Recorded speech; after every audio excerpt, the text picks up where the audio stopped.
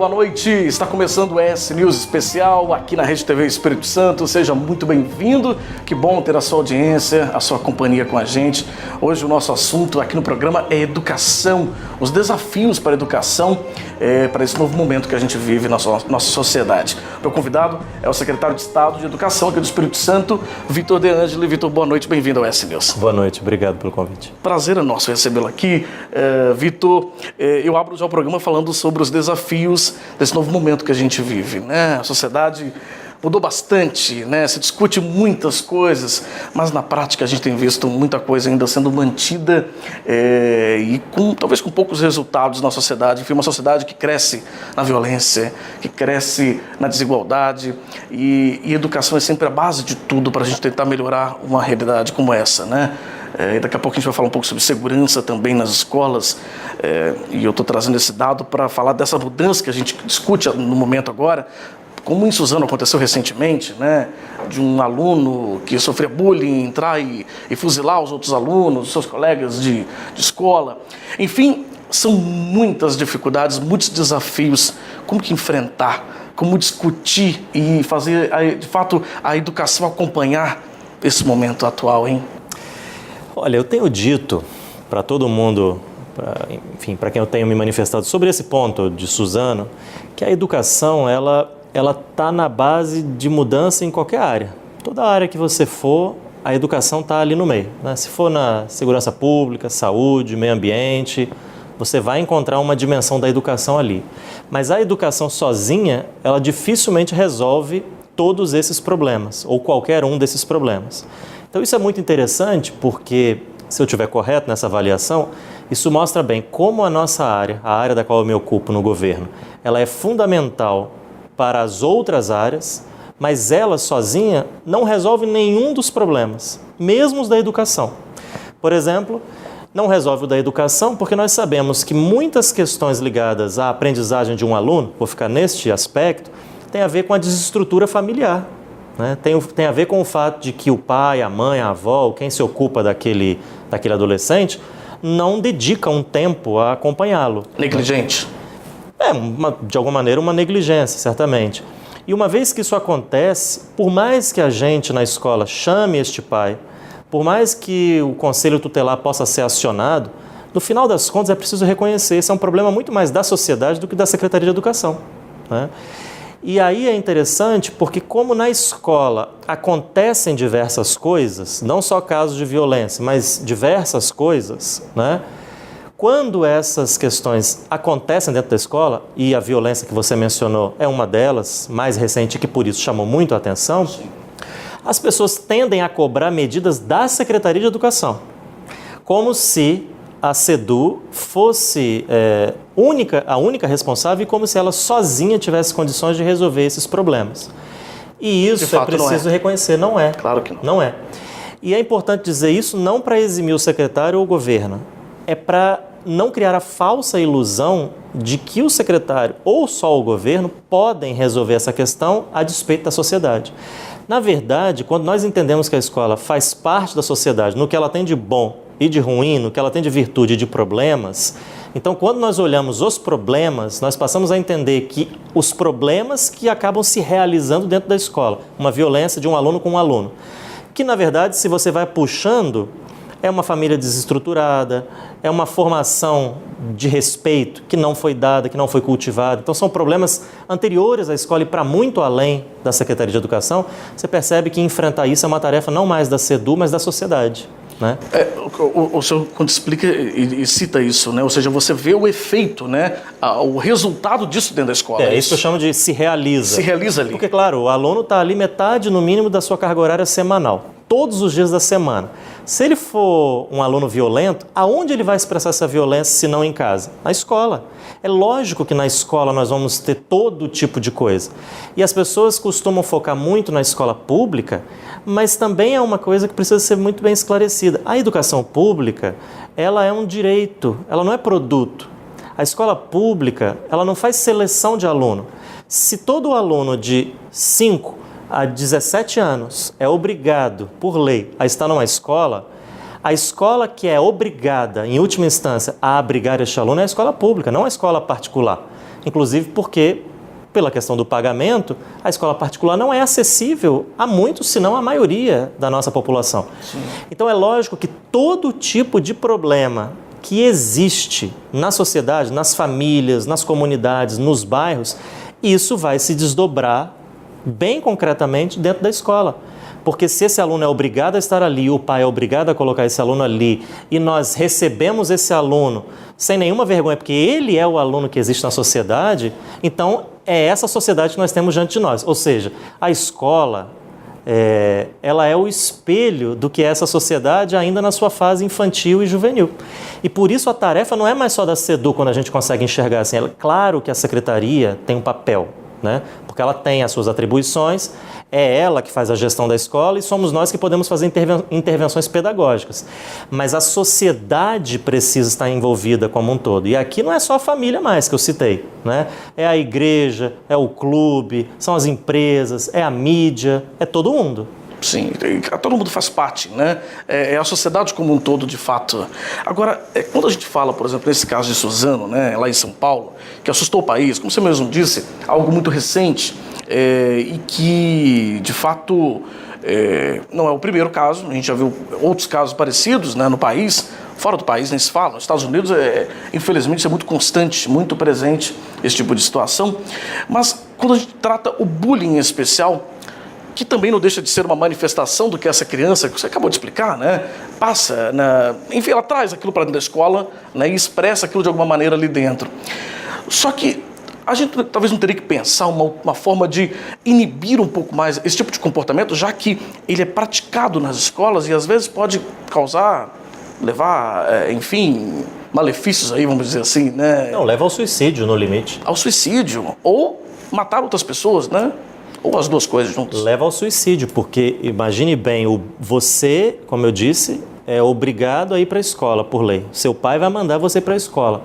E você está indo, em muitos casos, como alguém que vai para o matadouro. Porque você está indo para uma escola onde você vai ser vítima todos os dias, né, de alguma forma de perseguição por alguma coisa, né, uma característica étnico-racial, alguma preferência, alguma orientação sexual, algum comportamento, alguma deficiência, enfim, não importa, né, não importa. E, em geral, são coisas das quais a pessoa não tem como se livrar, né, porque são questões de natureza psicológica, ou seja, é a sua personalidade, é o que ela é, né, ou física, é o que ela porta, é o que ela tem, é o que ela mostra ao mundo, é como ela é vista no mundo. Então, é uma situação muito difícil porque você vai para a escola e vai para um ambiente totalmente hostil, né? Muitos acabam deixando a escola, muitos terminam se envolvendo em todo tipo de confusão porque vão revidar, e via de regra, na violência, e em alguns casos a gente sabe, lamentavelmente, acaba chegando inclusive ao suicídio porque as pessoas simplesmente não aguentam a pressão e tiram suas próprias vidas como sendo a última alternativa. E aí você está totalmente correto, quer dizer, a gente tem o que fazer, né? Para ser bem fiel ao que eu disse, é um problema da sociedade, mas a secretaria, ela pode fazer algumas coisas e ela faz algumas coisas, né? Naquilo que lhe compete. Então, por exemplo, nós temos um trabalho com a Polícia Militar, né? Existe uma unidade da Polícia Militar sediada na unidade central da SEDU, que é a Patrulha Escolar, que faz visitas às escolas com o intuito, claro, de prestar um apoio logístico, né, aos diretores no que concerne a todas as questões envolvendo determinadas formas de violência, mais ou menos graves, não importa, mas paralelamente esses policiais terminam também, por causa do escopo da sua própria atuação e pela relação que bullying tem com violência, como eu destaquei aqui, fazendo diversas palestras a respeito de bullying, de respeito, de pertencimento. Então essa é uma frente em que nós atuamos. Os próprios processos pedagógicos das escolas, e aqui não há uma orientação centralizada na SEDU, cada escola pode fazer de um jeito, porque tem escola que é de Fundamental 1, Fundamental 2, ensino médio, tem escola que é na região metropolitana, outras que são no interior, de dia, de noite. Então, não importa, mas as escolas têm um espaço na sua parte pedagógica para incluir palestra, curso, módulos dentro das disciplinas, enfim, atividades de natureza pedagógica que possam discutir questões como respeito à diferença, como tolerância. E os novos currículos, sejam os do infantil e fundamental, seja o do infantil e fundamental, seja o do ensino médio, que a gente está em construção, como são novos currículos, eles já por si só pressupõem um espaço de valorização desse tipo de discussão, né? Então, nós temos algumas coisas que são possíveis de serem feitas, né? Seja com o apoio da polícia, seja naquilo que nos compete, o próprio envolvimento da família é algo que tem chamado muito a nossa atenção, porque, como eu disse também na minha primeira resposta, a família ela tem um papel fundamental, né? Não sei se negligência é a palavra ou não, como a gente usou, mas a presença da família, né? O despertar para a família da importância que a tolerância e o respeito têm dentro da escola para o convívio e para o aprendizado do aluno, são coisas que merecem a nossa atenção. Além de algo que a gente também está pensando nesse momento, porque não existe, mas nos pareceu cada vez mais importante, não só para aluno, mas também para professor, que é um atendimento psicossocial, né? Porque esse aluno, ele muito comumente fica solto, né, diante de uma situação como essa. Porque tem a polícia fazendo esse trabalho, mas é polícia, né? Por mais que sejam policiais com formação específica, psicólogos, assistentes sociais, eles são policiais, né? Eles têm uma outra formação. O trabalho pedagógico é de pedagogo, mas existe uma interface aqui de natureza psicológica que a gente não pode ignorar. Agora, na secretaria a gente não tem psicólogo. E não é a nossa praia, não é a nossa atuação. Mas nós estamos em articulação com outras secretarias de saúde e a CETADES, pensando justamente um projeto nessa direção, dada a importância do tema e a importância a visibilidade que ele ganhou a partir desse caso de Suzano. Sim, e de fato tem que se repensar tudo isso, né, secretário? É algo que, como o secretário disse antes, tem que se pensar em todas as esferas, não somente a educação, né? A educação, talvez, como ele disse, é o local onde essa criança está reverberando o que ela está sentindo, né? O que ela está passando, talvez, no dia a dia dela. Tem outros fatores, né? A gente fala um pouquinho mais sobre isso no próximo bloco. Hoje o programa recebe a presença do secretário de Estado de Educação, Vitor De Angelo. A gente volta já já com o ES News Especial.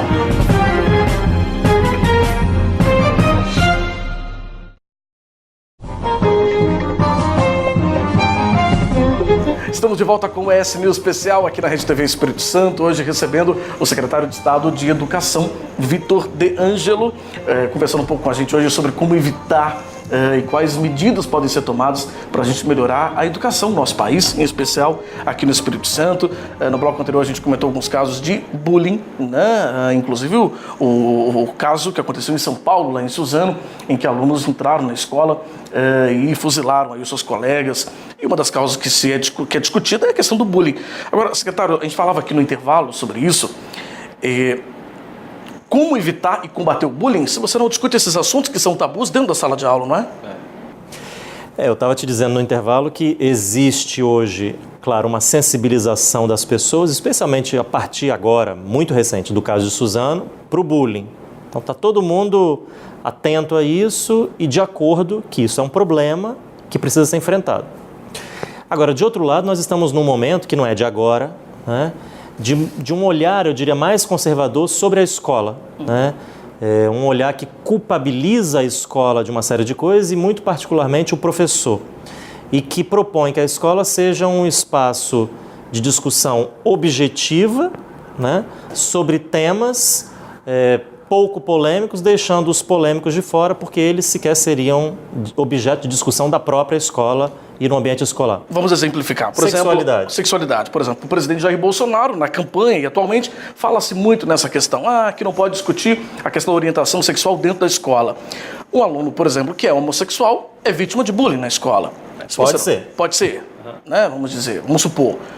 Isso seria talvez uma motivação, se você discutir esse assunto, para você evitar que os demais colegas pratiquem um bullying contra ele, é isso? Isso. Então, como é que nós vamos fazer uma política contrária ao bullying, ou seja, uma política de respeito a esse aluno que assumiu a sua condição de gay, então, né, ele assumiu esta orientação, uma escolha dele.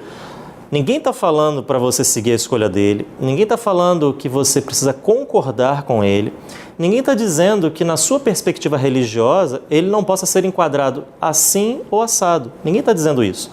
A discussão é apenas que ele não pode, porque ele é um cidadão de direitos, inclusive direito à sua orientação sexual, que diz respeito única e exclusivamente a ele, né, ele não pode ser vítima de preconceito, muito menos de perseguição, né, que é exatamente aquilo de que se trata o bullying.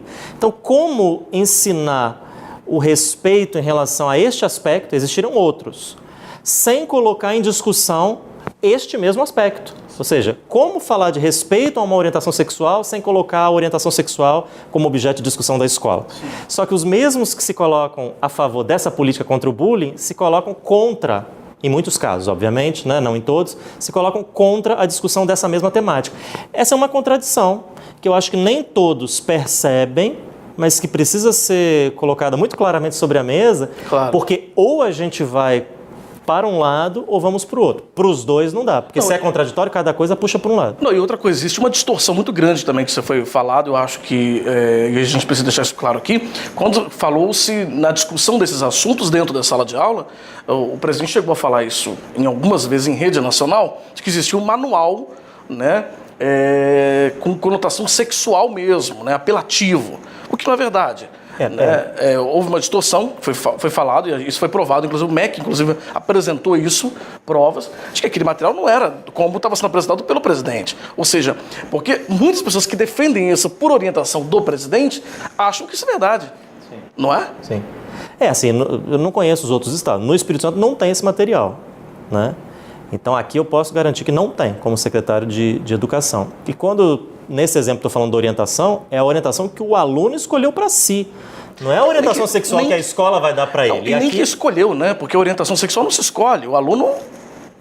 Mas aqui eu acho importante destacar isso, porque não é a orientação que a escola deu para ele, a escola não dá impôs, orientação. Né? Lógico. A escola não dá orientação. Claro. Então esse é um ponto também, assim, eu fiz essa distinção dos dois caminhos a seguir, e é um ou outro, mas sempre com a clareza de que o caminho da pluralidade para enfrentar inclusive o bullying é o caminho que nós vamos seguir no governo estadual, mas sempre com muito respeito à família.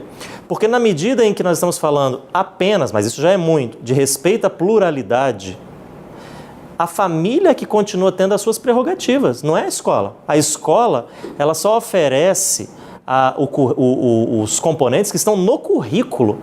Ela não oferece nada além e nem pode oferecer nada aquém do que está no currículo.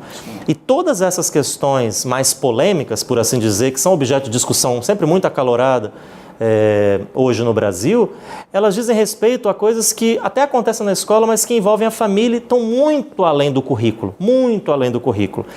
Então, família, ela não é adversária da escola, ela é uma parceira. Ela complementa em muitas coisas e ela tem a prerrogativa em várias outras. Agora, isso aqui que a gente está dizendo é muito importante que nós, como sociedade, façamos uma reflexão, porque se a gente segue por essa agenda mais restritiva de temas dentro da escola, nós nunca conseguiremos enfrentar o bullying, porque ele, por si só, exige um ambiente mais amplo, né? Mais plural, mais aberto à discussão. Exatamente. É isso, ou seja, se você fecha as possibilidades, você vai inibir discussões importantes que podem, talvez, quem sabe, evitar, né? Exatamente. Esse tipo de comportamento, né? Agora, mudando um pouco de assunto, secretário, uma bandeira que o senhor tem levantado muito de combate também dentro da Secretaria de Estado de Educação é essa questão de diplomas falsos, né? A gente sabe que existem quadrilhas no Estado, e não só no Espírito Santo, no Brasil todo, de comercialização de diplomas, e aí quando o candidato à vaga, por exemplo, uma vaga de professor, apresenta esses diplomas, ele vai aumentando a pontuação, e quanto mais pontos ele consegue ter, talvez, vantagens em relação aos demais. Essa política, como combater essa política, vamos dizer assim, né, desleal que essas pessoas praticam? Todo mundo já viu isso daí na rua, quando olha no poste lá e vê ensino médio em 30 dias, né? Você gastou 3 anos, o sujeito gasta 30 dias. Lógico que tem alguma coisa aqui de errado. Não faz sentido. Né? Então, claramente tem uma indústria, né? A expressão é essa, para vender aquele tipo de diploma. O que nós estamos falando agora é de uma casinha para frente. Agora não é mais ensino médio, é curso superior, é ensino superior.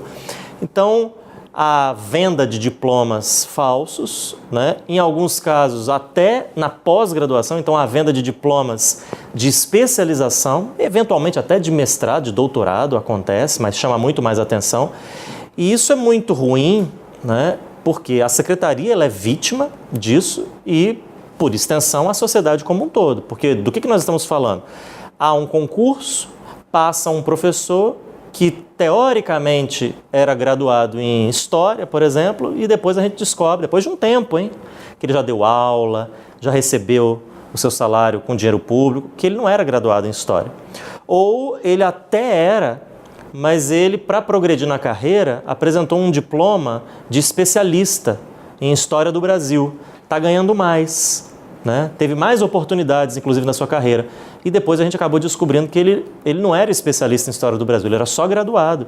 Então ele está lesando o cofre público e, em alguns casos, que talvez é até o que é mais importante em se tratando de educação, ele está lesando a própria educação que ele deveria dar e que ele não está habilitado para dar.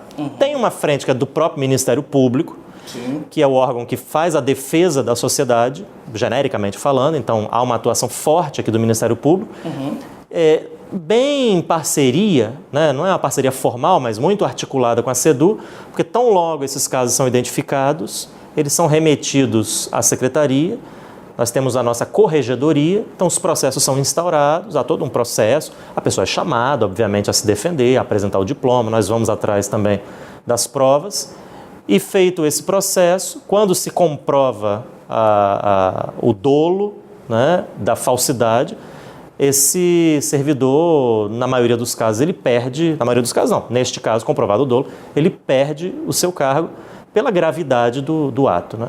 De fato, é tentar enganar, né? É fraudar mesmo. É isso, é fraude. É uma fraude contra a administração pública, inclusive, né?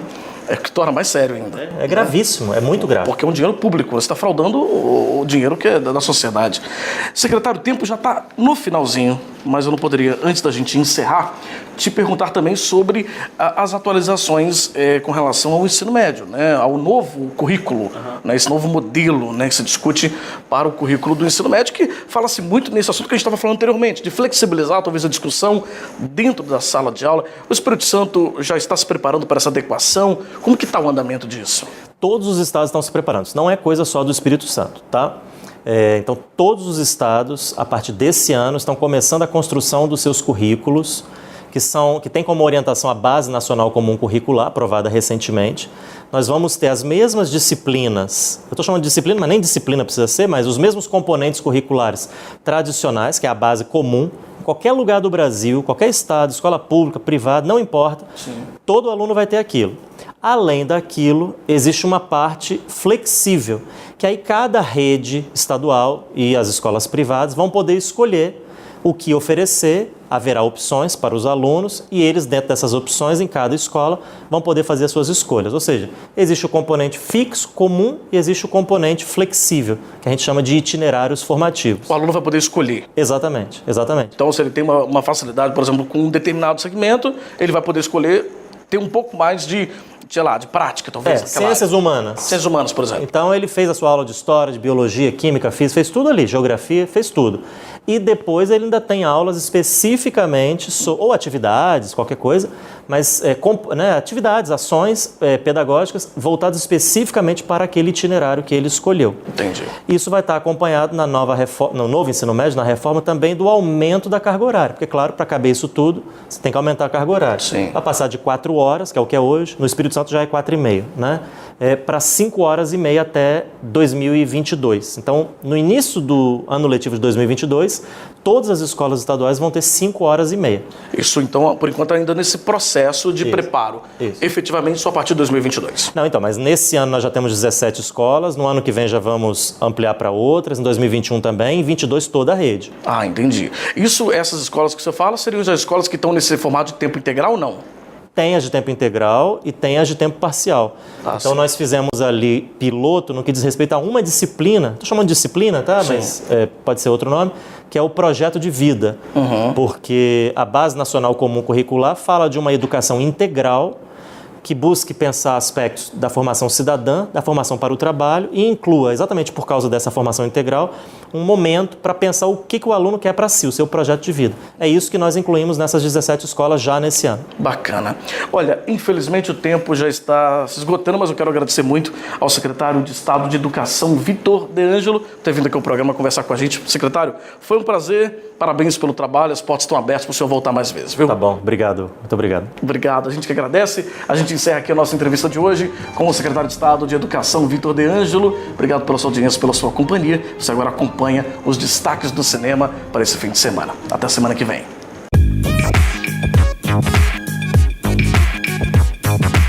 E aí, gente, tudo bom? Já sabe quais são os destaques do Cinemark deste fim de semana? Ainda não? Bom, deixa que eu te conto tudo.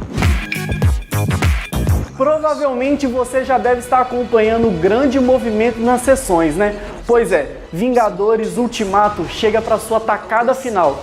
É que o universo está em ruínas por conta dos esforços do titã louco Thanos.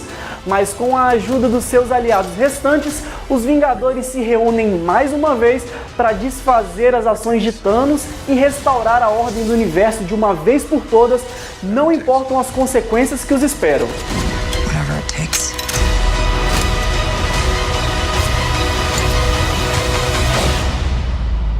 Whatever it takes. Já pensou ter a amizade de um leão? Pode parecer loucura, né? Mas essa é a história do filme A Menina e o Leão. Bom, Mia é uma jovem de 14 anos que desde pequena tem uma profunda amizade com Charlie, um leão branco da fazenda de sua família.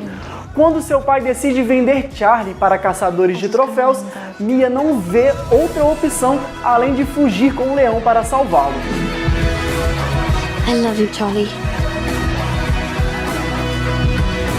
A Menina e o Leão.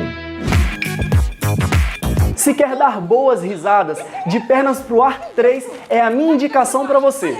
Os produtos eróticos de Alice fez com que ela rodasse o mundo, visitando diversos países em uma correria interminável. Sem tempo para se dedicar à família, quem assume a casa é seu marido João. Cansada de tanta agitação, Alice decide se aposentar e entregar o comando dos negócios à sua mãe Marion. Porém, o surgimento de Leona, uma jovem competidora, faz com que mude seus planos. De Pernas pro Ar 3. Licença, Alice. Chegou a boneca que você encomendou. Boneca? Oba, posso brincar com ela? Não!